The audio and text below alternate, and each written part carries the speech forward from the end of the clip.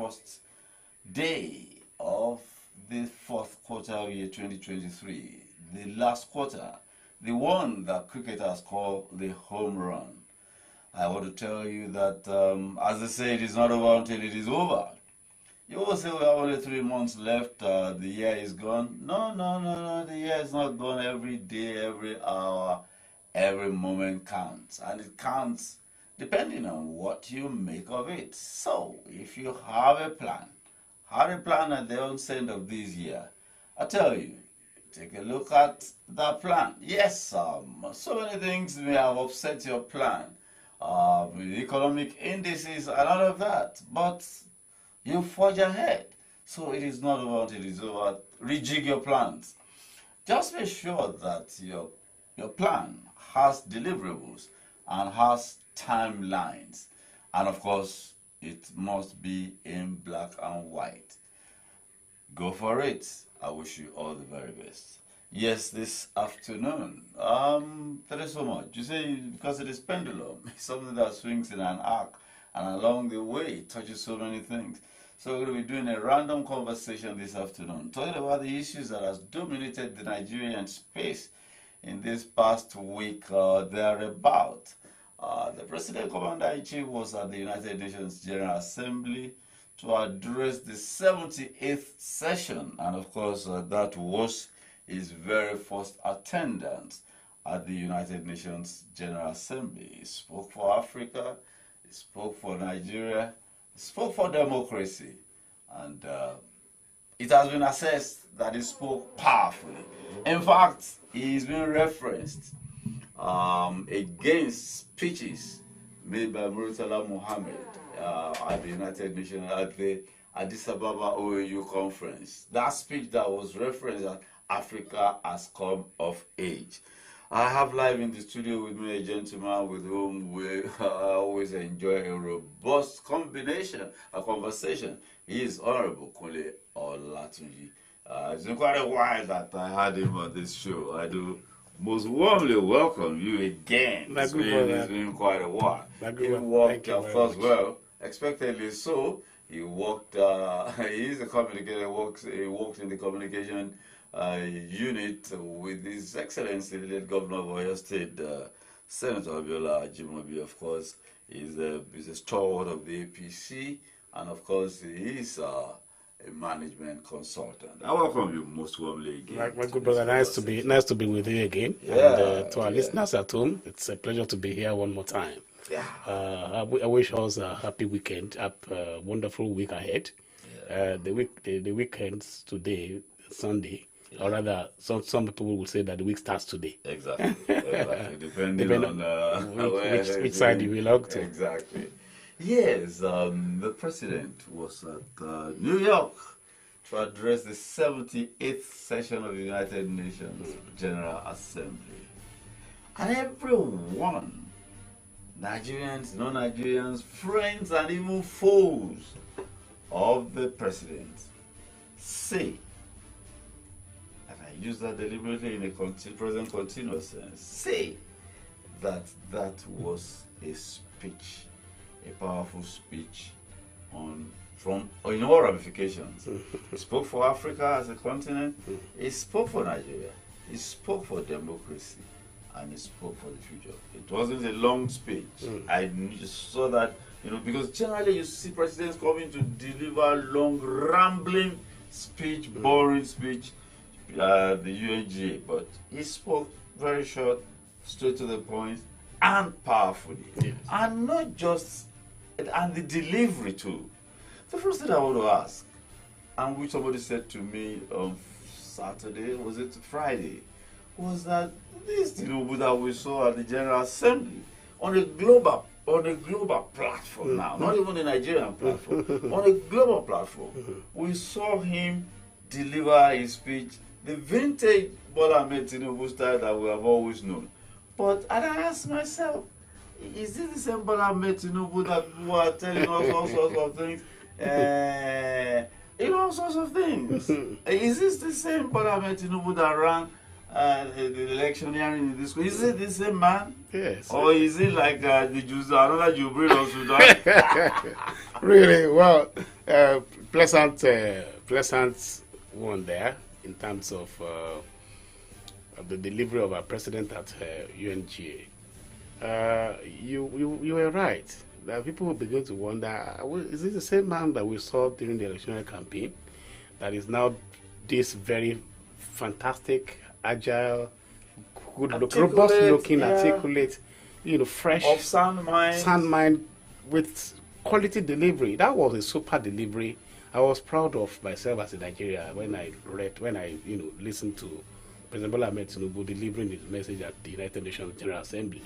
And one would now begin to ask ourselves a couple of questions. That's what happens in the political landscape here? Why do we get engaged in, personality rather than issues? So the man, the attendance at UNGA was critical to Africa and also Nigeria, and you could see the president. He was able to weave his discussions, very robust discussion on the interest of Africa as a continent, as well as managing to also delve into the issue of Nigeria in particular. Yeah. That was a good weaving of discussion. Dovetailing process. And how does Africa come out of the identity challenge that we've always had as a backward developing, underdeveloped, continent? But which he also identified the issue of how Africa got to this level. Yeah. And colonialism, and demanded that we are not asking for pity. We're not asking, but we're asking for give us a level playing ground. Let us have equity. Let us have justice. Let Africa be able to decide the rate at which we want to grow. Yes, we want you to come and join us in the quest of African leaders now to take Africa from the doldrum and then take us to El Dorado, if we have any place El Dorado.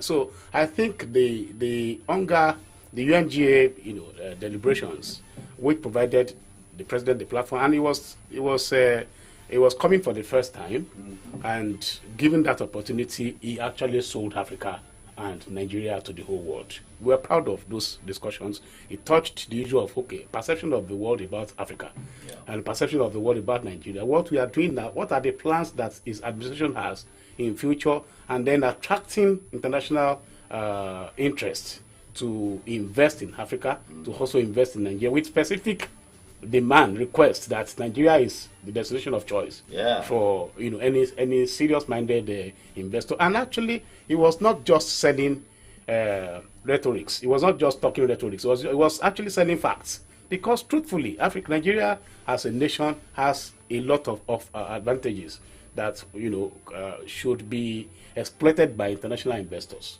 We have the advantage of population, over 200 million people, estimated over 200 million people, and not just 200 million people of anyhow people that are well informed, well trained, vibrant, youthful population.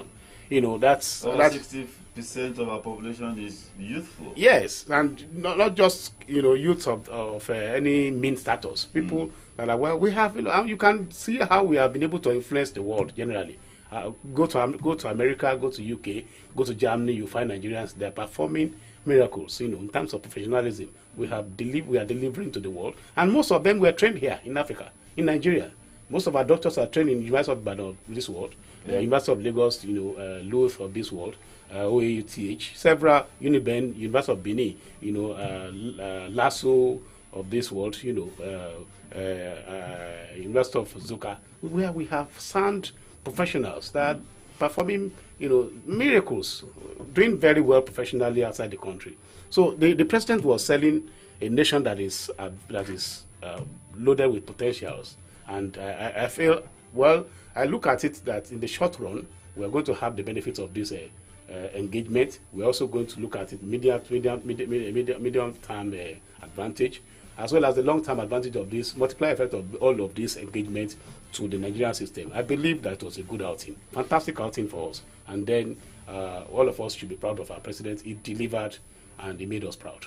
And moving on from that, still related very much so, That speech rekindled in me, the fires of the days of Jogaba, Murtala Muhammad, Yes, yes. Olusegun Obasanjo during the military era, Yeah, and then the Bolaji Akiyemi in the National Institute of International Affairs, the Victoria Lampofor Abayomi.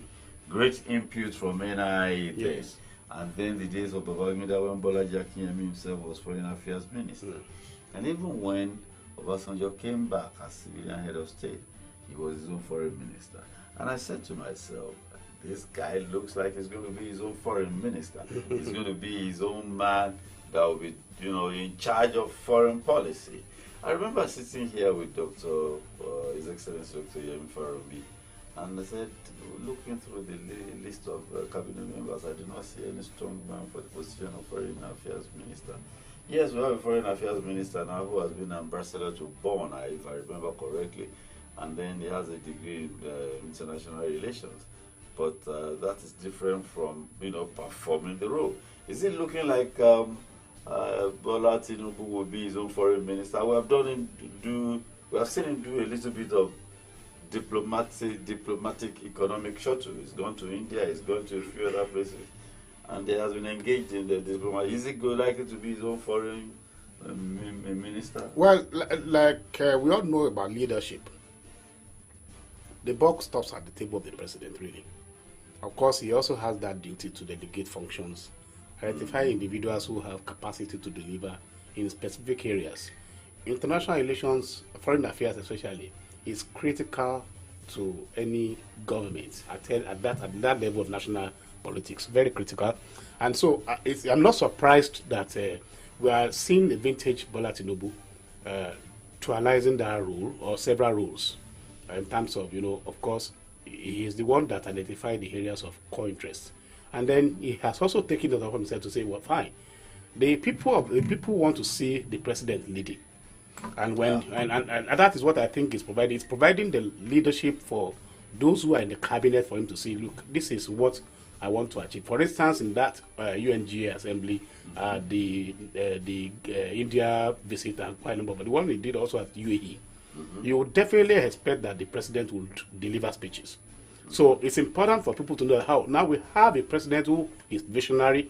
I think for the first time, apart from the times of, permit me to be a bit prejudiced, somewhat positively prejudiced.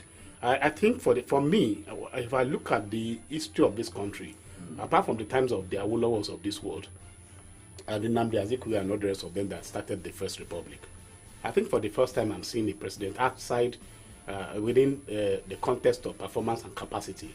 I want to say that maybe someone who is close to that is the former president, the late Yaradua, who also performed excellently, but very short time because of his demise. President Goodluck Jonathan also didn't do too badly. Maybe the military system, I would not want to give credit to President Babangida beyond his capacity to identify good heads and bringing them together as a leadership quality, which is very fantastic. In this case, we are seeing Bola Tinubu, who is a professional, who understands international politics, who understands international economics, who understands the dynamics of various aspects of policy formulation, policy implementation, and design formulation and implementation. We are seeing for the first time a president that has capacity to actually lead.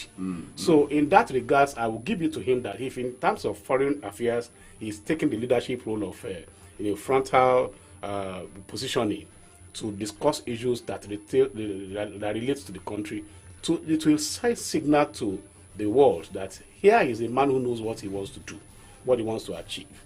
And then, of course, the people in charge at the cabinet level, at the ministry level, can now take it off from there and do the needful after the president has provided for them a level playing ground that is fantastic. He has upscaled the performance level of international relations for those who are directly in charge. So let them take it off from there. I think for me, it's a great one. Let him. It is looking like the president. When the president provides leadership, how does that impact, down the ladder? It does. From the ministers to key office holders.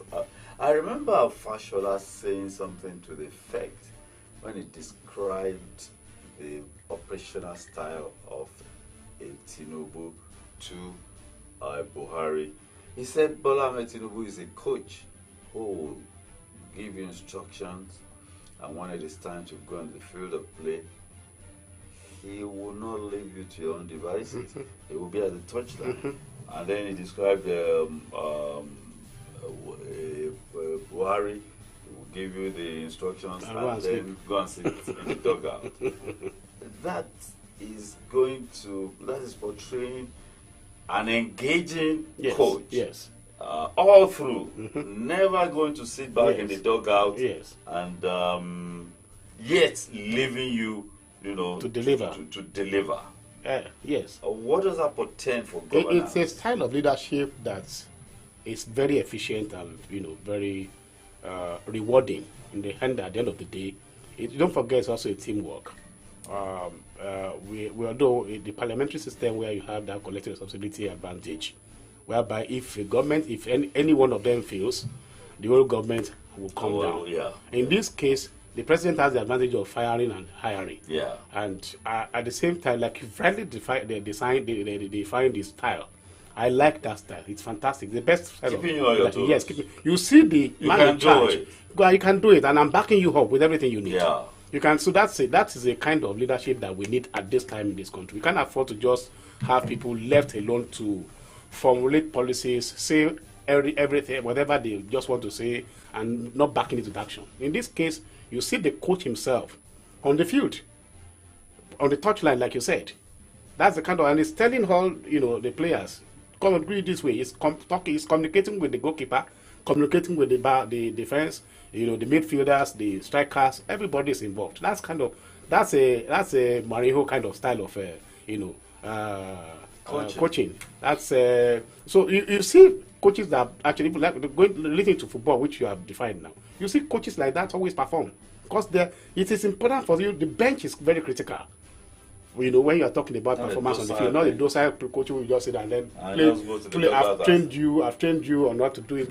Play the way you want to. No, that's not. You still. And then you start apportioning after losing. So in this case, he himself is providing leadership. He's coaching. He's working with people that have capacity. For me, I look at maybe you are going to go to that aspect. I don't know, but for me, looking at the cabinet, holistically, I think we have a fantastic cabinet in place.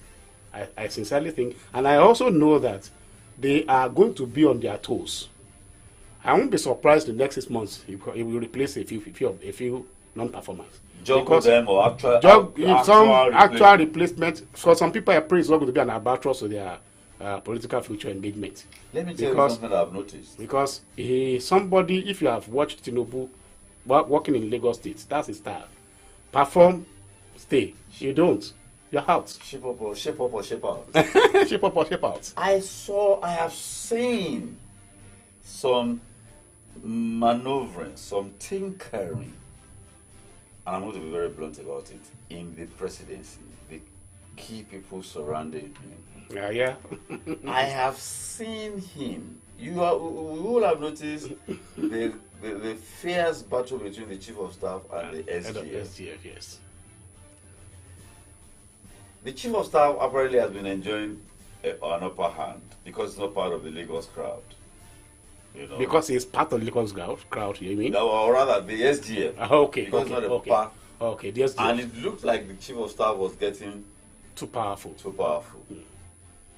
And then they brought in Muriokumola as principal private secretary to counterbalance excesses, if you will say. Excesses, if you will say. Excesses of Gbajabiamila. Well, for those who are. Too. Yes, that is the style. We may not want to go into issues and look at. But these are things that will reflect in the output. Yes, they don't need to say it in the public. No, but we are watchers. We are watchers. The first few months we understand how these things go. The first few months of the administration, when he appointed Gbajabiamila, wow, the whole about everywhere. But today, it seems like there is some calming down now. So obviously, people are keenly watching the situation. Feelers are not too positive about the relationship between Babiamila and the SSG, SDF. But I think the president, in his wisdom, has put in place some caution and then has counterbalance. So that is Bola Ahmed to move time for you. Exactly. Because we have to study this thing and understand it because it affects governance. Yes, it affects the output. It does. It gets on. You see, Nigerians need to understand that we probably need the typical personality of the current presidents. Most especially when you get to a level in life. For someone like you and myself, maybe we still get engaged for the struggle for a lot of things, But even at our level, we have this capacity to say, okay, I think I've had a good time. Let me just look at what you are doing in the industry now. You are just training a lot of younger people now to function and perform very well efficiently in the industry. You are getting to a level of, let me retire back a little bit. And then, so Killer one year to one thing. What are they looking for? It's legacy. Oh, yes. Someone like Tinubu now, what is looking for is legacy. Because the reality is that we cannot afford to let this country go down the downhills. We are in a serious catastrophic position now in this country. That if we are not careful, I keep on telling people that if we do not get this system right, this one, if you don't get this one right, this country is finished. So we are lucky. I think there's a place of luck and divine intervention in the affairs of Nigeria. The man understands his location in time and history? He does. So forget about all the rambles of political. It is all about him now. It's about no second chance. No second chance. No. We all hands have to be on deck. In the eastern part of the country, northern part of the country, central part of the country, western Nigeria, all hands have to be on deck to salvage this nation. The man came into office barely 3 months, and everything looks like it is in a top spin. And but the man, what I've seen is that he has been consistently and persistently constant about. The last one I heard him say was that he was going to take tough decisions. It does not matter whether he offends people or not. Yes, I support that 100%. I've always mentioned it that governance is serious business. It's about life of people. It's about life of our lives collectively as a people. If God by His grace, let me put the angle of God, because we believe that God is still interested in the affairs of men, either by rigging or by voting, or by military, whatever, or anything. Someone is in charge. It pleases the Almighty to put you there. And for one reason, to be in charge leading His people on earth. Providing leadership is critical function for those who are in government. They should understand that it is by divine arrangement that you are there. Tomorrow morning, God can say, come on, get out of this place. So if you are there today, remember that you hold the people that responsibility to manage their lives. If God is going to ask about anybody about Nigeria today, the first person going to call is Bola Tinubu. Going spiritual now. But you see, so it is not. If about your state, the person goes to Governor Seyi Makinde. But it is not his own task alone. So, it is now his duty to identify this country is not in depth of quality minds that can drive this system perfectly well, efficiently well. We have lots of very intelligent people in this country. We have a lot of people who are well trained, that have capacity, that have demonstrated over time ability and capacity to provide quality leadership. Unfortunately, has large enough a number of them. He does. Around he does, but he also has to look. He has to look inwards, deeper. For instance, let's take the case of our own state, or your state, for instance. No, wait a minute. Let me quickly inject this. Now, people say, the president is surrounding himself with the Lagos crowd. He's called people in Lagos. Nigeria is not Lagos. What's the perception about Yes, I will look at it from two angles. It's a large nation with the large, political landscape. Several people involved. We in Oyo State, for instance, we had an issue in Oyo State, for instance. And we said those of us that worked within the system to provide the opportunity for the victorious outing. We are not close to the president personally. We don't know him. He doesn't know us. That you believe But in we him. believe in him, we worked with His him, we worked with vision. this. Well, we work with the leadership system of the party that we expected to be able to connect with the presidency at the end of the day and say, here are people in Oyo State who worked for the system. Though you don't know them personally, Mr. President, but we can invite them or call them or send their details to this. That is the ideal way of handling it.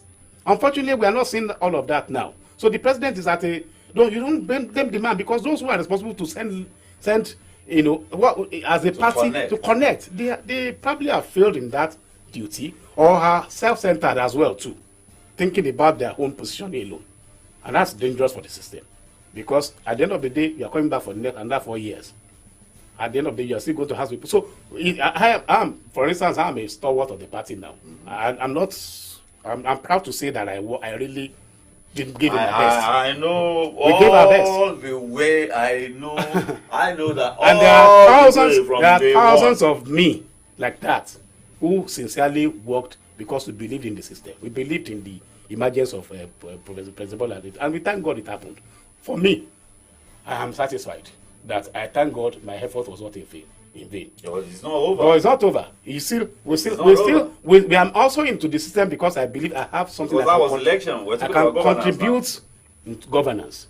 Now I'm not the one that will now go and say I want to go and see President Tinubu, come and engage me on which aspect. He does not know me. I don't know him personally. I don't have personal relationship with him. But it's the party system. That's where people are complaining now. That the party system isn't it? No, it's not early. We need to let it be drummed into the heads of our leaders. There are thousands of vacancies. A lot. But the president does not know these people. You are the one that would say on those states, this is a list of people that are good, committed, and have capacity to help the president to achieve his aspirations as regards management of the system. Now, we are now no longer in politics. We are in serious administration and management, and governance. And it's very critical. Critical in the sense that every system is being managed and driven by people. That is life. So if you unfortunately would come from Ondo State now, which happened, remember the case of NDDC submission that created a serious challenge. The president acted immediately. So this guy actually was not the ideal candidate truthfully, and he dismissed the man immediately. And okay, give me another person, and he submitted the list of the person that they preferred. We must not get to that kind of level in all other states. Let our leaders know that. I said it earlier. No state is in that of quality leadership. People are here. Certainly, there are people here who have capacity to work and deliver. Let them identify those individuals. Submit them. Let the president himself form a committee who will screen these individuals. That was what the SGF also did. Yes, who will screen these profiles. And then it became so controversial. Yeah, so screen profiles of people. Check their have a background check on them. What are their antecedents? Don't bring somebody who has no capacity, who has not managed a pure water business to come and become DG of a parastatal. You're going to mess up the system. So that's critical for me. I would, if I had the opportunity of meeting the president or suggesting to him, form a committee that would sit down, check, do a profile of every individual that is being sent to you. Don't believe these politicians. Don't believe, because it's a funny environment. People will just bring their brothers, their uncles, their relations who have no capacity, send them and occupy position of authority, and will not be able to deliver and perform. You're messing up the system. Now, the president, I won't say that he's going to step, he has to do what he needs to do. Making it look as if the president actually is desirous of doing what is right. They say we're operating a rent system in Nigeria where people are not putting anything in, they're just taking out. I want us to ask people that, what is Tinubu's mandate, and does he understand what his mandate is? It looks like he understands his mandate. But one of the key things that has emerged, he won in the Court of Appeal, Presidential Election Petitions Court, constituted by Justice of the Court of Appeal. And people say that it is not likely that the petitioners will win in the Supreme Court, because this is, even justices of the Court of Appeal are angry with the petitions, because that some of those issues had been settled before, that they were frivolous petitions. The issue of candidature and the issue of substantial compliance. So that was why they penalized the petitioners. All the petitioners were penalized, Yes. you know, with fines and all of that. Now, but there is one particular issue that is not going away. The issue of the president's certification in the United States is still out there. And a court gave instructions that those documents should be released. And then the president goes back to court and says, no, if you release those documents, it's going to injure me. Is that, and then it is not, what would that mean if the president says it's going to injure him if his certification or whatever, or studentship of that school is that not going to actually injure him, even if it is not released, in terms of character, in terms of character? Yes, in as much as I would not want to let us go so much into discussing what is already in the law courts. It would be prejudicial to begin to discuss and say, okay, this is what is right. Can this weaken the president? Yeah, it will, if care is not taken. It will. Even if not released. As you know, me personally, as Punolatunji, I am a very blunt person.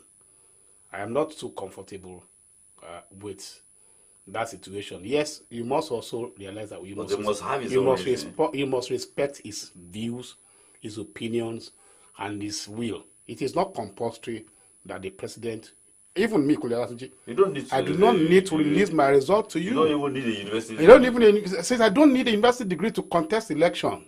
What is I have read the Electoral Act in Nigeria. But it is a pre-election matter. Yeah, and it's a pre-election matter. It has been settled in the Court of Appeal. I think former Vice President Atiku Abubakar is just being unnecessarily. How do I want to position him now without being offensive on the radio, on the here? He's just being unnecessarily prejudiced and unnecessarily causing a distraction for President Bola Ahmed Tinubu. Election has gone.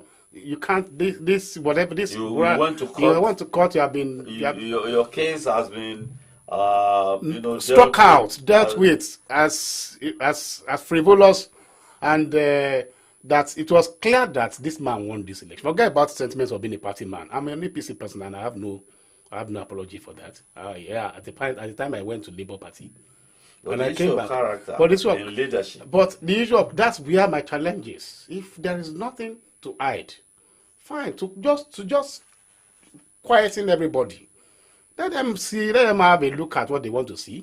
For instance, the United States State Court that had the jurisdiction over this matter during the deliberations. Chicago State University has brought the documents in question to court as exhibits. But the law of the United States is very clear about it. You need a mandate. The person that owns certificate has that mandate to say release my result. It's a private. It's a private person. It's a very private issue. But this is becoming unnecessarily difficult for us in Nigeria. If I were the president, and I know I have nothing to hide, okay, just to quieten all these noisemakers. This is what we want to see. It's not, and it's not. And let me also say, it's not compulsory. And heaven will not fall. You don't even need a university degree to run for office. I can't remember now the name of that old man in the cabinet of late Mrs. Margaret Thatcher in UK, who was in charge of education department. He was the equivalent of a minister in that, and it is still in the education secretary. It is still on record that was probably one of the most performing person in that office ever since the history of Britain. And he was not an university graduate. He was just a committed person. And it's about, like you said, it's about leadership. It's not about the number of degrees you have No, no, no, that no. qualifies you to be a good leader. It's not the number of certificates you gather together that provides you leadership. Great men of this world are not so much of lettered people per se. And even in business, the ideology of this world in Nigeria are not Which so business great. school did you attend? He didn't go to any LBS. Even Dangote eventually went to Harvard. Eventually. But when he started his business, he was just a graduate of a university in Kano. There, somewhere there in the north. So it's not for me. I see all of this as distractions to the president, and he has the right to say, "Don't distract me." He also has the option of saying, okay, fine, just because of to quieting noisemakers. But he decided it is unnecessary. The VP was also telling lies that he wants to use this, as part of his case. He's not going to load any document You again cannot load documents anymore. at the court, No, the not Supreme anymore. Court, not anymore. So why all these distractions just to ridicule the man and put him in unnecessary spots? It's not But for me. But it has, like you said, it has personality, identity character issue that I'm that just is very worried critical. if that will, how it will impact, on his. Well, Nigerians are not bothered about that. I can tell you, like, I'm one Nigerian here, representing several of us outside there. What is important to us is that how does food come to our table? How do we take care of our children's education? What is the quality of health that we're enjoying? Yeah. Are we having infrastructure of roads? Yeah. Is power working? Is water running on our taps? That's what we care about. So not that somebody is a first class degree holder and fortunately for us, in the case of this, you can see it's the obvious that this man is not just making noise that is well read, well lettered, well cultured, well exposed. For you to have worked in a place like ExxonMobil, my brother, you not be moi moi. They will have done all those checks that needed to be done. In fact, he was recruited there from America when he was in Deloitte. So the man Bola Tinubu is not. I'm not claiming he's an angel. And for God's sake, even the issue of identity. Let's be honest with ourselves. Well, if I like, I can say myself from today, Mr. AJISOPE, don't call me. I'm now. I want to begin to be whatever I want to be. Abraham in the Bible was Abraham. Paul was Saul. Jacob that became Israel. Yeah. So what's the deal? Look, my dear brother, can you perform the work I want you to do for me? Can you do it? Okay, who cares about? I think that is the bottom line. I remember when President Clinton was impeached by the House of Rep. People said, look, what are the economic indices saying? The economic indices are saying that the man is perfect. Forget about that. See, this issue of extramarital affairs are his personal issues. How does it affect Americans? Is he living well? Yes, he's living well. So let it go. So I just hope that it will impact positively in the fact that the man will now know that it is incumbent on me to prove my detractors wrong and deliver for Nigeria. Yes, the president, I find it quite strange that the president has been in office for 112 or 15 days. Yes. It was 100 days in September 5. And 109 days precisely today. And I find it very strange that so much has happened in the political front, in the economic front, and it looks like he has been in office for 6 years. What in the economic front? Let's look at the issue of PMS now. It is projected that the crude oil will hit $107 per barrel, and that means more money for Nigeria. But the cost of PMS at the pump will also increase. We hear that subsidy, one way or the other, or some form of regulation has been reintroduced.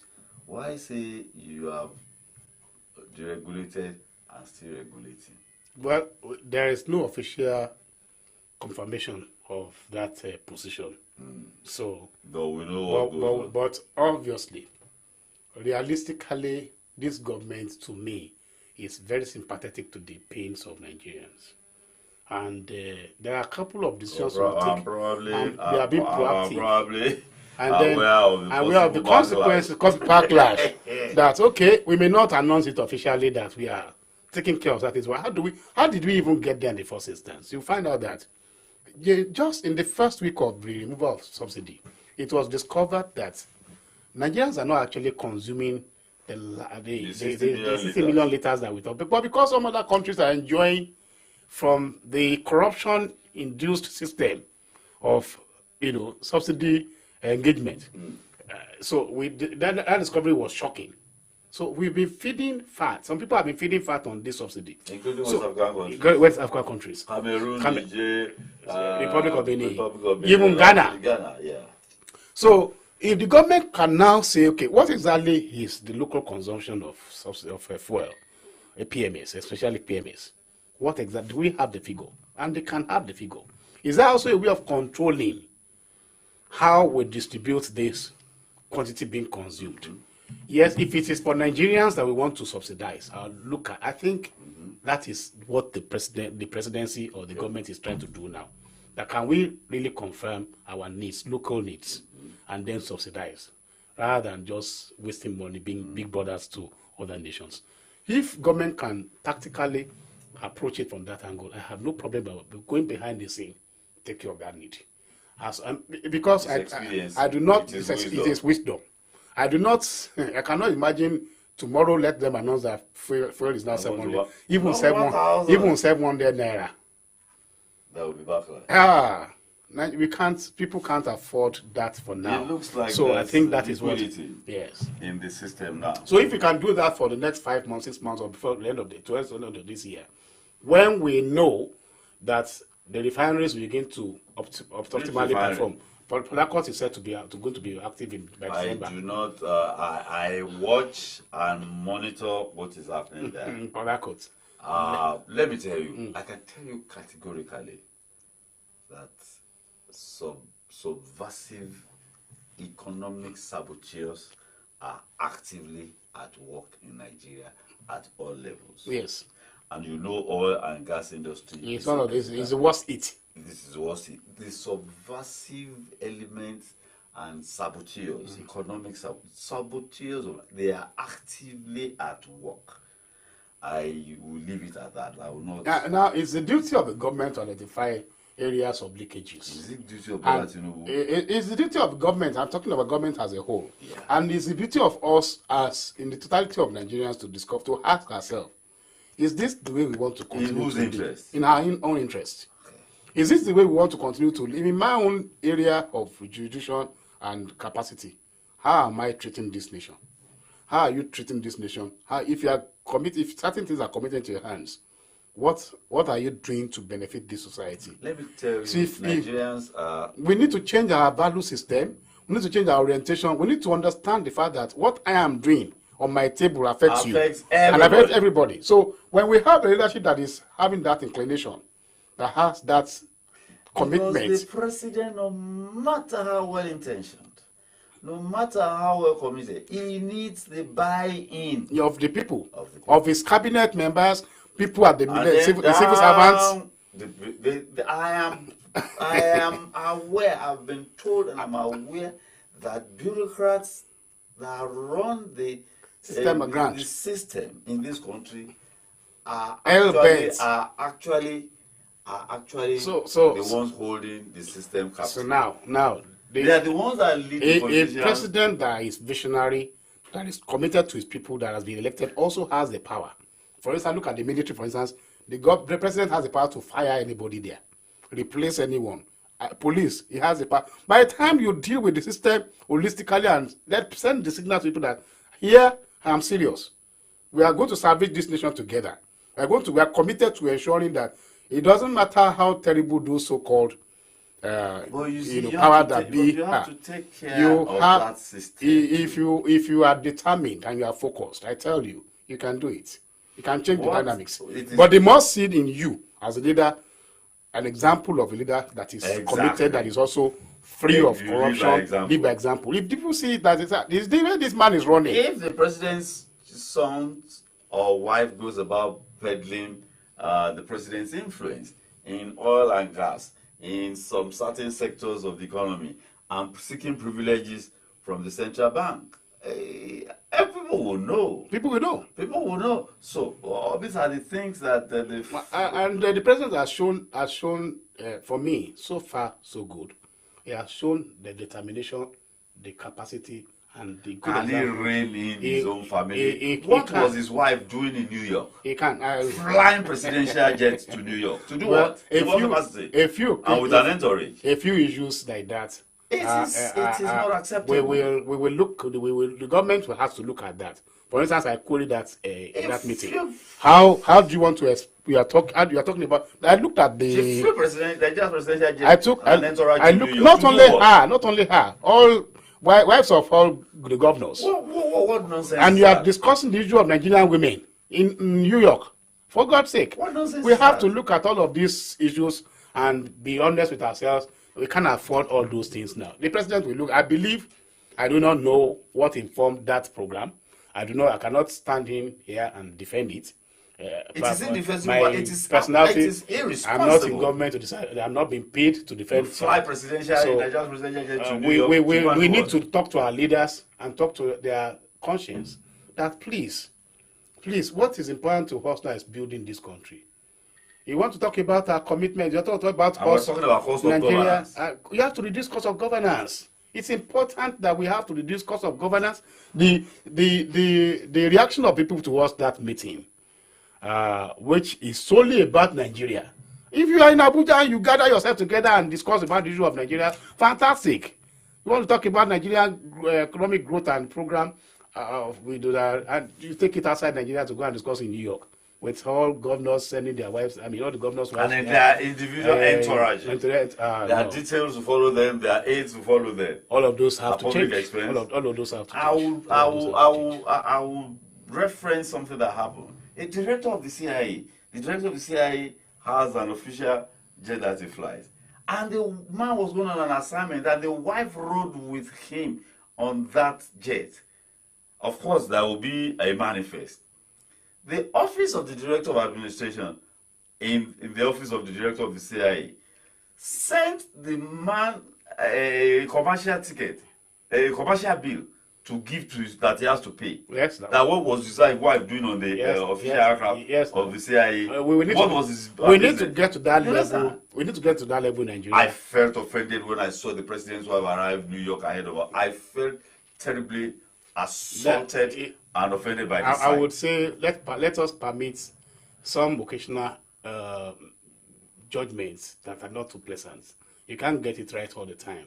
I'm sure when Nigerians are on the street suffering, people are hearing of now, hunger, and we are saying it death. now. Let's permit. We will permit a few. They are humans. You know, that was a huge. We'll permit a few of those, but I believe that governments will look into all those areas and correct those abnormalities. For me, we don't need all sorts of those engagement for now. We have to be economical. We have to be careful about government expenditure. We have to reduce cost of governance, and we also have to look inwards. So I believe that let us pardon occasional error. I will call it an occasional error. I believe that I want to congratulate him on the second return. It's another mandate for him to prove himself, and also, like I said, unlike President Bola Ahmed Tinubu, who is just scratching it on there, looking at issues. He has been there for 4 years.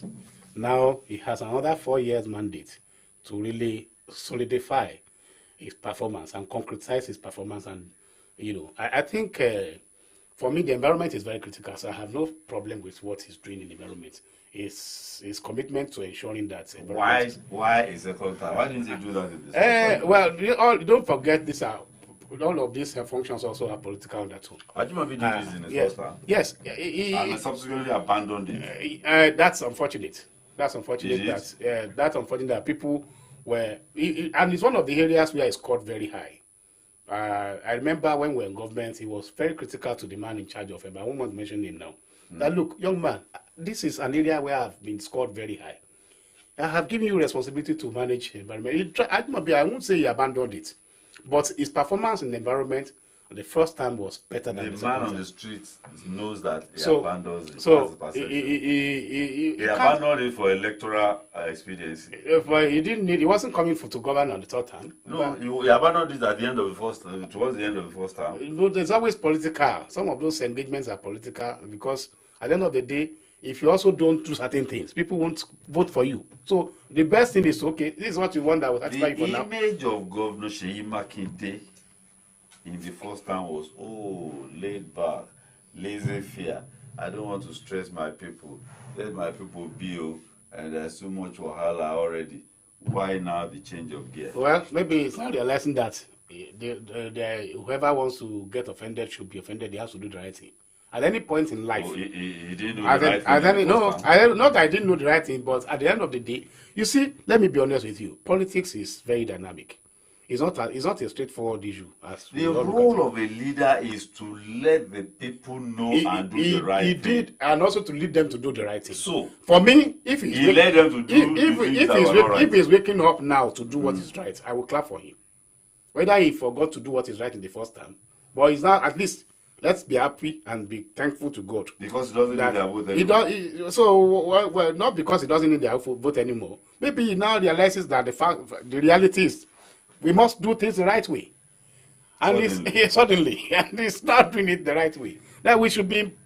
My concern is that at any point in time, because do things the right way. Remember, because we engage, and the engagement I had with the people on the street was that, including taxi drivers, during the COVID-19, the man just allowed us to be. He didn't shut us down. He said, "Where will my people eat? Let them just do their thing." Allowed people to be. Now, is no longer reevaluation of issues. Okay. Reevaluation of issues, putting issues in proper perspective. I think let us just give the government the credit. Yesterday, I went to UI in the night, and they've noted that there are no areas where we have concerns. Okay. For me, I still want this government to work assiduously on education. I'm not satisfied. I'm not really personally. Education. Yes, education. Have you seen the roads? The roads are also bad especially in the cities. In the cities, the roads are very, very, very, very bad. And I also want him to look seriously to educate the issue of the environment, the issue of local government performance. That's why the roads are bad. Yes, that's why the roads are bad. If the local governments were in charge, the roads would not be that bad. Governor Seyi Makinde, by my perception, is concerned about the issue of what has the local government done in the past, in the first instance. It is the most corrupt system. The local government in this country. Everybody knows. So maybe he came with that mindset and said, well, I would rather let this money stay in the center. We use it together in the center. That's probably the mindset of most governors, which democratically is wrong. What if the federal does that to them too? So what I will expect is that he should just look inwards and identify. There are laws that say even a certain percentage of what the state generates must go to the local government, apart from what the markets, markets, parks, and all of that. They are constitutionally, statutorily, a revenue belonging to the local government. But surprisingly, you and I know, without necessarily being sentimental, that over the years, since the days of Babangida downwards till now, local government has been almost irrelevant in the life of Nigerians. Well, we had local government in 1999. Because people don't look at them as critical. Nobody's asking local government chairman questions. They're asking the governor. This is the governor that they see. We don't understand the dynamics of governance to appreciate the importance of local government.